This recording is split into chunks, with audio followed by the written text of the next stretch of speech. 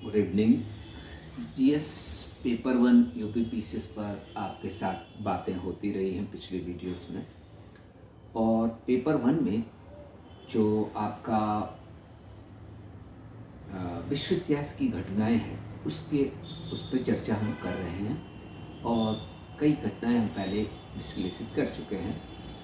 आज हम प्रथम विश्व युद्ध का विश्लेषण इस वीडियो में करने जा रहे हैं।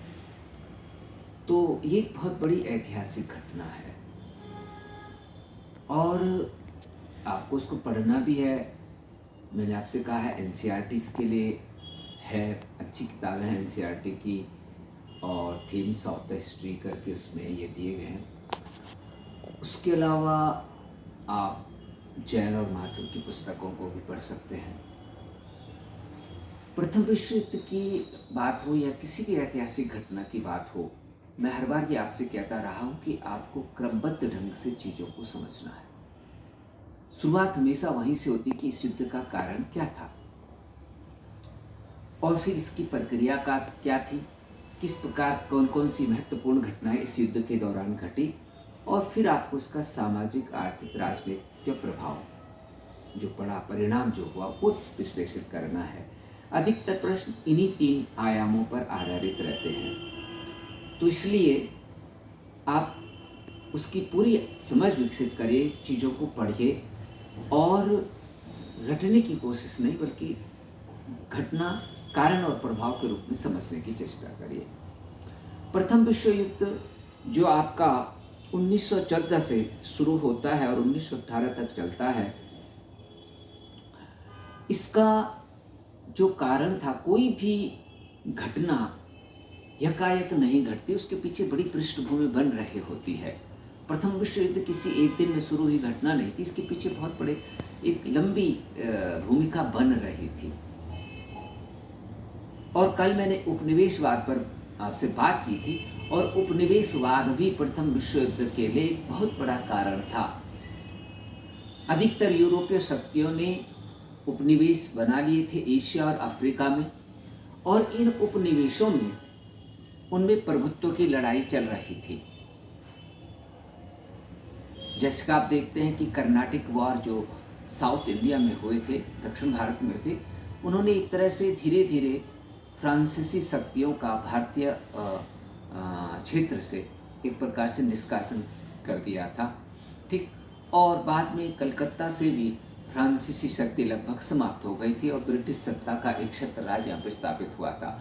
तो इसी प्रकार अन्य उपनिवेशों में भी, जहाँ जहाँ इनके यूरोपीय देशों को उपनिवेश थे, उनमें साम्राज्यवाद, इसी साम्राज्यवाद का विस्तारवादी नीति का परिणाम माना जाता है प्रथम विश्व युद्ध को। तो ये साम्राज्यवाद था कि हमें इंडिया में अपना प्रसार करना है, ठीक। फ्रांस वालों ने अपना साउथ ईस्ट एशिया के कंट्रियों में अपना प्रसार करा।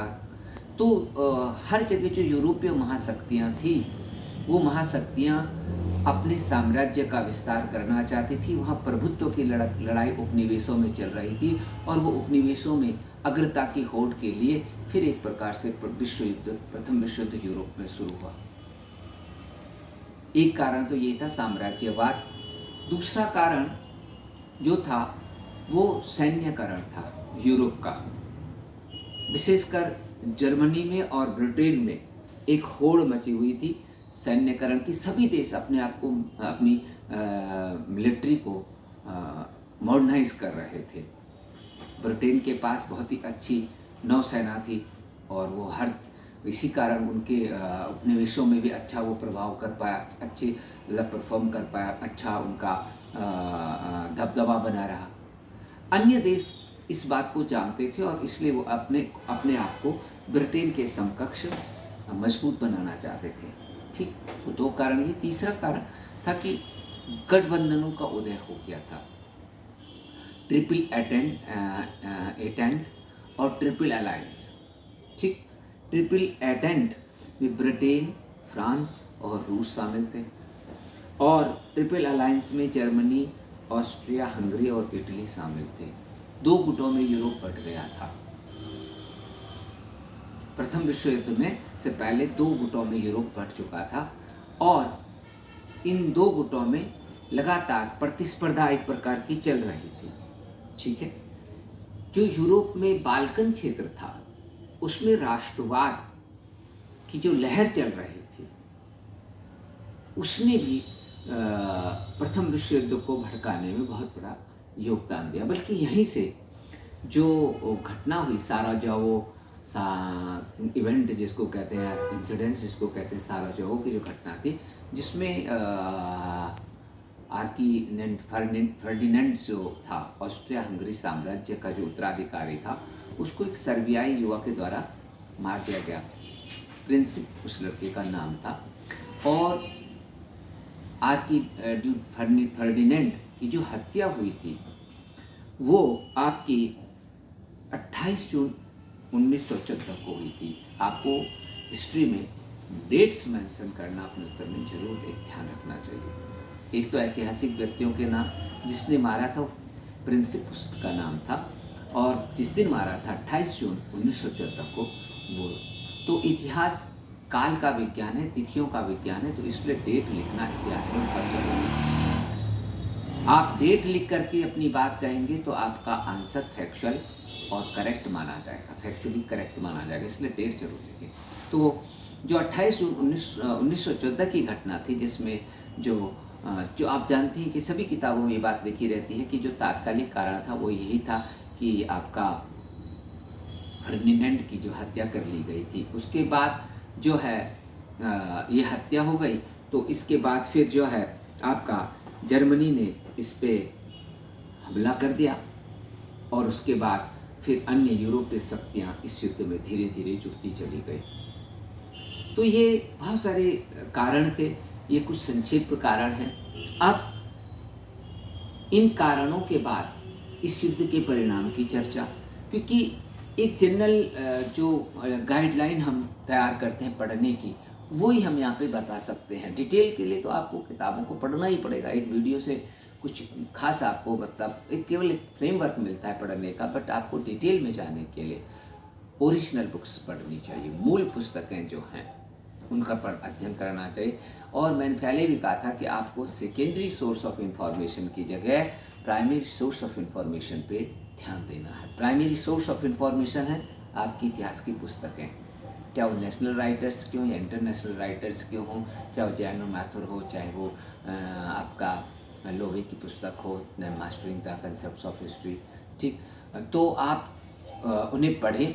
और उससे पहले आप एनसीईआरटी की जो 9th 10th की पुस्तकें हैं या 11th 12th में भी कुछ पार्ट इसका है, वो आप आराम से गहराई से बैठ करके 2-3 बार पढ़ें। तो ये कारण थे। और प्रभाव क्या था इसका? प्रभाव यही था युद्ध का कि सामाजिक प्रभाव थे, राजनीतिक प्रभाव थे, और आपके आर्थिक प्रभाव थे। आर्थिक प्रभाव तो यही था कि इसने यूरोपीय अर्थव्यवस्था को ध्वस्त कर दिया था। एक तरह से यूरोपीय देश आर्थिक रूप से कंगाल हो गए थे।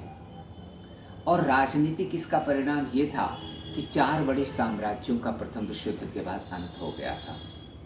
ऑटोमन साम्राज्य का, रूसी साम्राज्य का, और आपका हंगरी का जो साम्राज्य था वो समाप्त हो गया था। इस प्रथम विश्व युद्ध के कारण न केवल साम्राज्यों का अंत हुआ था बल्कि कई नए देश भी बने। पोलैंड, चेकोस्लोवाकिया जैसे देश बने थे। और जो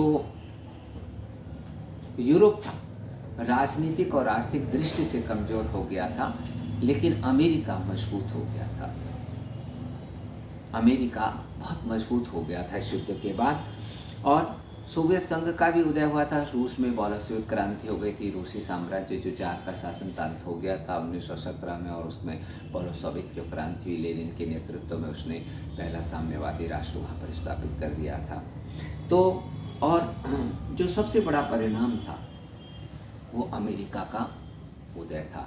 आप मान सकते हैं, हम कह सकते हैं इस बात को कि आज जो अमेरिका की दादागिरी है, जो रुतबा है, वो प्रथम विश्व युद्ध के बाद ही स्थापित हुआ। कुछ फैक्ट इसके बारे में अगर आप पढ़ेंगे कि किस तरह से प्रथम विश्व युद्ध ने अमेरिका को मालामाल कर दिया था, तो आपको पता चलेगा कि अमेरिका प्रथम विश्व युद्ध से पहले सबसे बड़ा कर्जदार देश था। कई बिलियन डॉलर का उसको कर्ज था, उसको देना था, लौटाना था। लेकिन इन 4 वर्षों में, युद्ध के 4 वर्षों ने अमेरिका को इतना बड़ा धनी बना दिया कि अमेरिका सबसे बड़ा लेनदार देश बन गया, क्योंकि जितने देश यूरोप में लड़ रहे थे सब ने अमेरिका से बाद में लोन लिया और अमेरिका ने खूब पैसे कमाए लोन देकर। आपको तो ये पता ही होगा कि किसी जमाने में अमेरिका ब्रिटेन का एक उपनिवेश था, जैसे भारत है। जब भारत में सूर्यास्त होता रहता है तो अमेरिका में सूर्योदय का समय हो रहा है। इसीलिए ब्रिटिश साम्राज्य के बारे में ये कहा जाता था कि इसका सूर्यास्त ही नहीं होता। ब्रिटिश साम्राज्य के बारे में क्या किंवदंती थी कि एक ऐसा साम्राज्य, ब्रिटिश साम्राज्य, जिसका कभी सूर्यास्त ही नहीं होता। यहाँ सूर्यास्त होता था तो अमेरिका में सूर्योदय हो रहा होता था। भारत से लेकर अमेरिका तक फैला था ब्रिटेन का साम्राज्य। लेकिन ब्रिटेन प्रथम विश्व युद्ध में टूट गया, बिल्कुल एक तरह से कमज़ोर हो गया आर्थिक शक्ति के रूप में। लेकिन अमेरिका, जिसके बारे में मैंने पहला फैक्ट आपको बता दिया कि ये सबसे बड़ा कर्जदार देश था प्रथम विश्व युद्ध से पहले, और प्रथम विश्व युद्ध के समाप्त होते ही ये सबसे बड़ा लेनदार देश बन गया, सबसे ज़्यादा पैसा। एक और इंटरेस्टिंग फैक्ट है कि प्रथम विश्व युद्ध से पहले अमेरिका के पास विश्व का केवल 20% सोना था। विश्व का 20% सोना अमेरिका के पास था। लेकिन जैसे ही प्रथम विश्व युद्ध समाप्त हुआ, वैसे ही अमेरिका के पास 80% of the total gold of the world उसके पास आ गया, और ये उसकी आर्थिक शक्ति बन गया, उसकी ताकत का प्रतीक बन गया। 80% सोना विश्व का अमेरिका के कब्जे में आ गया प्रथम विश्व युद्ध के बाद। तो पढ़ना वो तो साधारण सी बातें, कारण क्या थे, परिणाम क्या थे, लेकिन उसका जो उसके इम्पैक्ट्स हैं, परीक्षा उन्मुख पढ़ करके, परीक्षा उन्मुख जो चीज़ें वो पढ़े, इसमें महत्वपूर्ण है। बाकी जो पहला प्रथम विश्व युद्ध था उसमें जो कमी रह गई थी, वो आप समझ लीजिए कि अमेरिका के विकास की जो थोड़ा बहुत रह गई थी कमी पेशी, वो सेकेंड वर्ल्ड वार ने पूरी कर दी। सेकेंड वर्ल्ड वार ने तो अमेरिका को एक महाशक्ति के रूप में स्थापित कर दिया। जो युद्ध के सारे हथियार थे, अमेरिका के बारे में ये कहा जाता है कि उसे वार डिप्लोमेसी सबसे ज़्यादा सूट करती है। ये भी प्रश्न आ सकता है कि क्या हम कह सकते हैं कि अमेरिका को वार डिप्लोमेसी सबसे ज़्यादा सूट करती है, सबसे अच्छी उसको भाती है युद्ध कूटनीति। क्यों युद्ध कूटनीति भाती है? क्योंकि सबसे ज़्यादा हथियार यूरोपीय इस प्रथम विश्व युद्ध में अमेरिका के ही बिके थे, और द्वितीय विश्व युद्ध में भी अमेरिका ने खूब हथियार बेचे थे। और आप देखिए अमेरिका हर जगह, हालांकि डोनाल्ड ट्रंप हर जगह कहता मैंने यहाँ युद्ध रुकवा दिया, वहाँ रुकी, वो युद्ध रुकवाने में उनकी कोई रुचि नहीं होती।